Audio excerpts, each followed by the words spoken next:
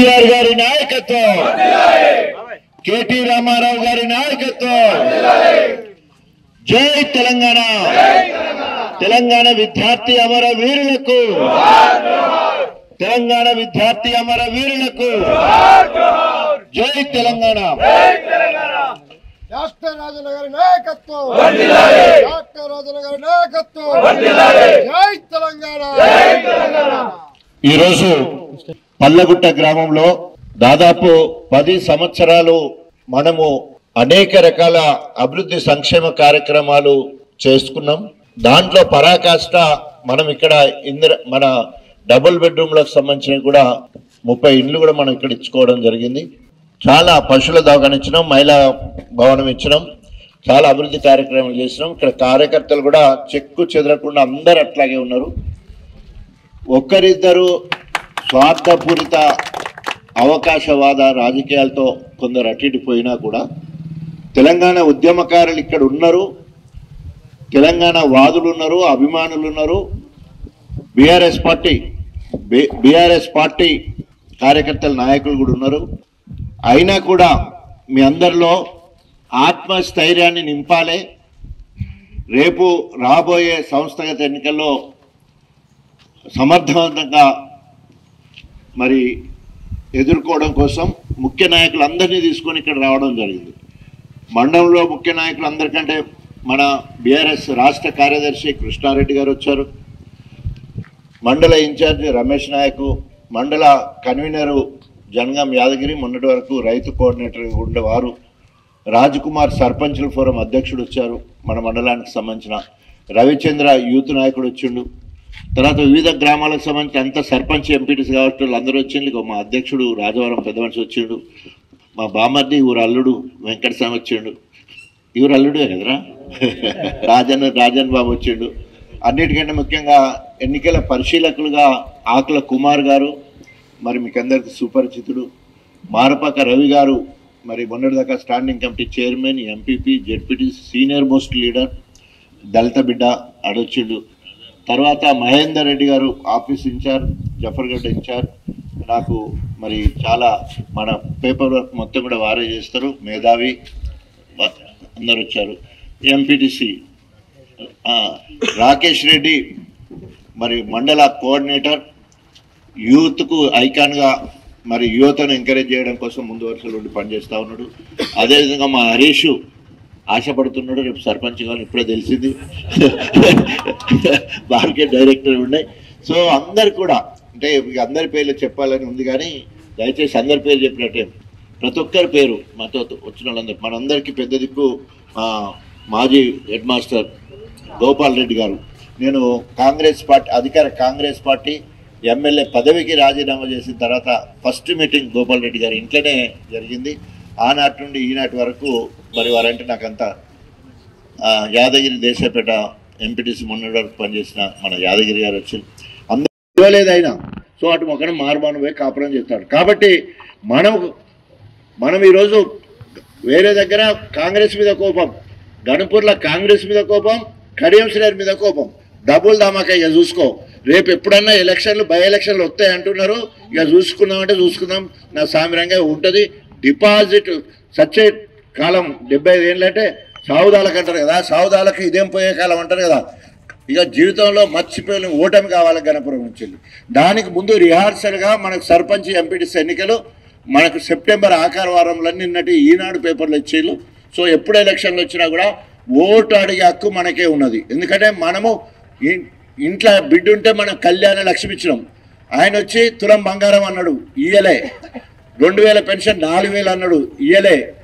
ఒక కేసీఆర్ ఒక అయ్యకే ఇచ్చేది, నేను అయ్యకిత్తా, అవ్వకిత్తా, కోడలు కూడా 2500 ఇస్తా అంటే 4 8,000, కోడలి 2500, నెలకు 10,500 రూపాయలు ఇంటికి టెన్షన్గా ఇస్తారన్నాడు, ఎగబెట్టిండు. బిడ్డలకు స్కూటీ కొనిస్తా అన్నాడు, కాలేజీ పిల్లలకి ఇయ్యలే. వికలాంగులకు 6,000 అన్నాడు, ఇయ్యలే. తర్వాత నిరుద్యోగ భృతి 4,000 అన్నాడు, ఇయ్యలే. రైతు బీమా ఎగబెట్టిండు, వానకాలం వేసంగి 2 ఎగబెట్టి మొన్న మాత్రం మళ్ళా ఈ స్థానిక ఎన్నికలను బట్టి మళ్ళీ ఏమో చేసిండు. కానీ ఇవాళ ఒక్క చెరువు అంటే ఒక్క చెరువు కూడా నింపలే. మనం ఏప్రిల్ మేలోనే మొత్తం మత్తాలు దొరికేటట్టు మనం నీళ్లు నింపుకునేది చెర్లల్లా. పెద్ద నీరు లెక్క మనం ఎండాకాలం అంతా పనిచేసేది. ఇలా ఇంత వాటర్ పడితే ఇక్కడ చెరువు నిండలేదు, ఇప్పటి వరకు దేవాదుల ద్వారా తిప్పుకున్నది లేదు. మరి గార్లగడ్డ తండ్రులు అది ఎత్తడం వల్ల మన చెర్లకు నీళ్ళు వచ్చినాయి. అది ఎవరో ఇచ్చినట్టు కాదు, అది కేసీఆర్ పుణ్యమే. అందరు సపర్లు కొట్టాలి, కేసీఆర్ పుణ్యమే. ఇక అదే చెప్పిన కేసీఆర్ పుణ్యంతో ఆ చెర్లలో నీళ్ళు వచ్చినాయన్నా, లేకపోతే మనం వాలిపితో వచ్చేటి అయినా ఏదైనా కూడా కేసీఆర్ పుణ్యమే. ఆయన రుణం మనం ఏమిచ్చినా తీసుకోలేం. కాబట్టి రేపు ఎప్పుడు ఎన్నికలు వచ్చినా, ఎందుకంటే మనకి ఇక్కడ మీకు ఇంకా కొంచెం పగ కూడా ఉన్నది, మీకు జర గట్టిగానే. ఎందుకంటే ఏమంటారు, కసితో పనిచేయాల్సిన బాధ్యత ఉన్నది ఇక్కడ. ఎందుకంటే మనం ఎవరెవరినైతే నమ్మించి ఇక్కడ కూడా నమ్మించి మనం పదవులు గెలిపించుకున్నామో వాళ్ళందరూ కూడా మనకు కాకుండా పోయిండ్రు. సో మన కొత్త నాయకత్వానికి అవకాశం వచ్చింది అనుకోండి, మనం ఏం కాలే, మనకు కొత్త నాయకత్వానికి అవకాశం వచ్చింది. కొత్తోళ్ళు సర్పంచ్ అవుతారు, కొత్తోళ్ళు ఉప సర్పంచ్ అవుతారు, వార్డు మెంబర్లు అవుతారు. ఒక్క కాంగ్రెస్ అని కూడా ఓటు అడిగే హక్కే లేదు. ఏంటి ఏం చేసినా అని అడుగుతాడు. దెబ్బ కొట్టిందా? గతం అందరు సపాలు కొట్టండి. కాబట్టి తప్పకుండా అంటే ఆడిది కాదు అంతేనా? పాట అని చెప్పి కూడా ముచ్చడం కూడా లేదు, మొలదారం కూడా లేదు, మొలదారం లేదు, కన్ను బొమ్మలు కూడా లేదు. ఏ పార్టీలో ఉన్నారని అడిగింది. అదే నేను ఏ పార్టీలో ఉండాలో ఆ పార్టీలో ఉన్నాను, ఏ పార్టీలో నువ్వు సపరేట్ ఇక గదిగైన పరిస్థితి. కాబట్టి ఇక అందుకని అందరు తూ అంటే తూ అంటారు.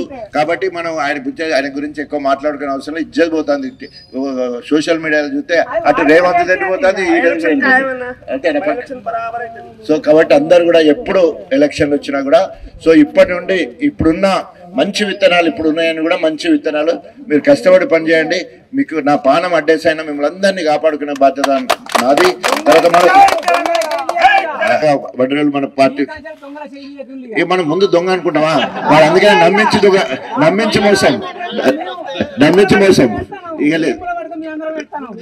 Okay okay, thank you. ప్రతి ఒక్కరి కళ్ళ పరీక్ష చేసి కంటి వెలుగు అని పేరు పెట్టుకుని కార్యక్రమం చేసుకున్నాం.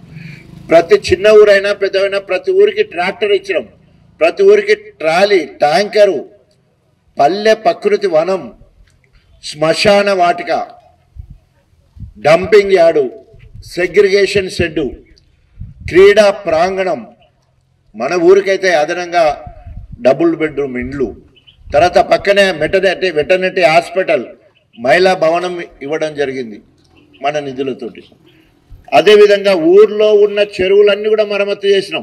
మిషన్ కాకతీయ ద్వారా ఊర్లో ఉన్న చెరువులన్నీ కూడా మరమ్మతులు చేసినాం. నీకు ఎంత పెద్ద వాన వచ్చినా కట్టెలు తెగిపోవు, తూము రాళ్ళు ఊడిపోవు, మత్తడి తెగిపోయే ముచ్చడు ఉండదు. పెద్ద పెద్ద వానలు వచ్చినాయి, కానీ చెరువులు మాత్రం గొప్పగా అట్లాగే ఉన్నాయి. అంటే చెరువులు మరమ్మతులు చేసుకోగలిగినాం. మన చెరువులు నింపడానికి పర్మనెంట్గా నా భూతో నా భవిష్యత్తు నేను అనేక సార్లు చెప్పిన,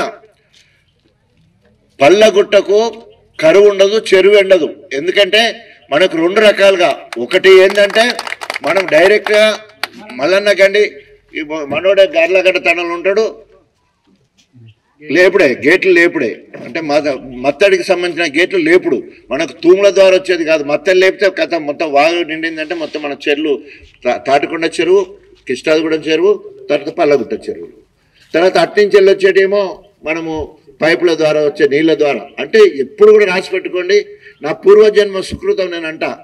పల్లగుట్టకు ఎన్ని పనులు అవసరం ఉంటే అన్ని పనులు మనం చేసినాం, మనం చెప్పుకోవాల్సిందే మిగిలింది అంతే.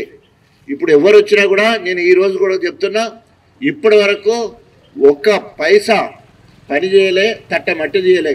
20 నెలల పాలనలో, కాంగ్రెస్ పాలనలో ఎక్కడన్నా ఇందిరమ్మ ఇండ్లు వస్తే ఆన్నో తీస్తే ఇప్పుడు అవి బిల్లులు రాని పరిస్థితి. నేను గుండె మీద చేసుకొని చెప్తున్నా, ఇందిరమ్మ ఇండ్లు ఈ ఊరికి మొత్తం నేను ఇచ్చినయే ఎక్కువ. నేను అప్పుడు కాంగ్రెస్ పార్టీలో ఉన్నా. Phase 1, phase 2, phase 3, left over 171 అందరికీ ఇండ్లు. ఈరోజు ఇందిరమ్మ ఇండ్లు ఎన్ని ఉన్నాయో అందరికీ ఇండ్లు ఇప్పించింది ఆనాడు మీ ఆశీర్వాదంతో. మొదటిసారి నేను ఎమ్మెల్యే ఉన్నప్పుడు అక్కడి నుండి అధికార కాంగ్రెస్ పార్టీకి ఎమ్మెల్యే పదవికి రాజీనామా చేసి మరి తెలంగాణ రాష్ట్రం సాధించడానికి కేసీఆర్ సిటికనేలు పట్టుకొని దేశం అంతా తెలంగాణ మొత్తం తిరగడంతో మరి 4 సార్లు గెలితే 4 సార్లు కూడా ఇక్కడ భారీ మెజార్టీ నాకు ఎప్పుడు కూడా మెజార్టీ. మొన్న దుర్మార్గుడు ఇంటి దొంగ కడియం శ్రీహరి బ్లాక్మెయిల్ చేసి 10 స్థానాలు తెలంగాణలో గెలుస్తున్నాయంటే గణపురం కూడా గెలుతుంది 10 స్థానాల్లో. 10 గెలిచడానికి ఎట్లా గెలుతుంది? నాకు టికెట్ ఇస్తే నేను బీఆర్ఎస్ పార్టీలో ఉంటా, లేకపోతే నేను నా బిడ్డ కాంగ్రెస్ పోతామని బెదిరించి బ్లాక్మెయిల్ చేసి టికెట్ తెచ్చుకున్నాడు. కేసీఆర్ నన్ను పిలిచి రైతు బంధు చైర్మన్, రేపు ప్రభుత్వం మనదే వస్తుంది, ఎమ్మెల్సీ అవుతావు, మంత్రి అవుతావు, తప్పకుండా నువ్వు ఎప్పుడు సౌమ్యుడిగా ఉండవని చెప్పైతే నీవు ముందుగా ఇన్ఛార్జ్ ఉండు, జనగాం ఇన్ఛార్జ్ ఉండు, గణపూర్ ఇన్ఛార్జ్ ఉండు, రెండింటికి గెలిపిమంటే మనం అందరం కలిసి రెండింటికి గెలిపించుకున్నాం. పోనీ ఆనికి విశ్వాసం లేదు, నమ్మి నానబోస్తే పుచ్చి బుర్రలైనట్టు బుర్ర అయిపోయింది. ఇప్పుడు ఇంటి దొంగ కేసీఆర్ దగ్గర పోయిండు, బిడ్డకు బీఫామ్ తీసుకున్నాడు, 25 కోట్లు తీసుకున్నాడు. తర్వాత అక్కంచెల్ కేటీఆర్ దగ్గర పోయిండు, సార్ కాంగ్రెస్ వాళ్ళు పైసలు బాగా ఖర్చు పెడతారు, నీ సాయం కావాలంటే అయినో 5, హరీష్ దగ్గర పోతే అయినో 3, కవిత దగ్గర పోతే ఆమె 2, మొత్తం కలిసి 35 కోట్లు లోపల వేసుకున్నాడు. గత మళ్ళా 200 కోట్లకు మళ్ళా అమ్ముడు పోయిండు. డబ్బులు ధమాకా పైసలు సంపాదించుట్లో మోసం చేసి ఇద్దరు కలిసి అమ్ముడు పోయిండు కాంగ్రెస్ పార్టీకి. ఎందుకంటే ఒక ఎమ్మెల్యే వస్తే మాకు బలం పెరుగుతుంది అనే ఉద్దేశంతో ఇక్కడే మోసం చేసిండు, బిడ్డను తీసుకుపోయి అక్కడ మరి ఇవాళనేమో నిజం చెప్పాలంటే మనతోనేమో మన పెళ్ళి కాపురమేమో కాంగ్రెస్ తోటి మార్మానం పోయిండు. ఇప్పుడు మార్మానం పోతే ఎట్లుండదో తాళంతా మనదే ఉన్నది, ఇప్పటికి మెంబర్షిప్ మనదే ఉన్నది, గెలిపించిన వాళ్ళు మనమే, పనిచేసిన వాళ్ళం కూడా మనమే, ఇదంతా పెళ్ళి అంతా చేసింది మనం, ఇది మనం, కానీ ఎగబెట్టి మార్మానం పోయి ఇక్కతాం. ఇంటింటికి కేసీఆర్ ఫలాలు, ఊరూరికి సంక్షేమాలు అనే ఒక చక్కటి కార్యక్రమం తీసుకొని మనం వచ్చినాం. అంటే ఓటు అడిగే హక్కు 10 ఏళ్ళల్లో పనిచేసిన బీఆర్ఎస్ మాత్రమే ఉంది అని చెప్పడానికి కారణం ఏంటంటే, ఒక ఇల్లు తీసుకుంటే ఆ ఇంట్లో రైతు తప్పకుంటుంటాడు, ఆ రైతుకు 11 సార్లు ఎకరానికి 10,000 రూపాయలు 11 సార్లు ఇస్తున్నాం మనం. ఆ రైతుకు బావి దగ్గర ఉచితంగా 24 గంటల నాణ్యమైన కరెంట్ ఇచ్చినాం. ఎక్కడన్నా రైతు చనిపోతే 5 లక్షల రూపాయల బీమా ఇచ్చినాం. ఆ రైతుకు అయ్యో అవ్వో ఉండేది ఉంటే ముసలోళ్ళు కాబట్టి 200 పెన్షన్ 2000 చేసినాం. ఆ ఇంట్లో కాలేజ్ చదివే పిల్లలుంటే ఫీజు రియంబర్స్మెంట్ ఇచ్చినాం. వాళ్ళు ఎస్సీ ఎస్టీ బీసీ మైనార్టీ వాళ్ళు అయితే చదివిపిస్తానంటే రెసిడెన్షియల్ పాఠశాలలో 1,20,000 రూపాయలు ఖర్చు పెట్టి డాక్టర్లు, ఇంజనీర్లు, దేశానికి ఉపయోగపడే మేధావులను తయారు చేయడానికి రెసిడెన్షియల్ పాఠశాలల్లో పిల్లలకు సీట్లు ఇప్పించినాం. ప్రతి ఇంట్లో శుద్ధి చేసిన నీళ్లు మిషన్ భగీరథ ద్వారా ఇంటింటికి నల్ల ఇచ్చినాం, ఇంటింటికి ఇంకుడు గుంత ఇచ్చినాం. ఆ రకంగా ఇంట్లో ఏ ఇంటికి పోయినా కూడా బీఆర్ఎస్ ప్రభుత్వం ఇచ్చిన సంక్షేమ పథకం ఒక్కటనే కనిపిస్తుంది. అందుకనే కేసీఆర్ గారి మాటలు ఏమంటాడంటే, హనుమంతుని గుడి లేని ఊరు ఉండదు, కేసీఆర్ పథకము పొందని ఇల్లు ఉండదు. అందరు సపోర్ట్ కొట్టారు.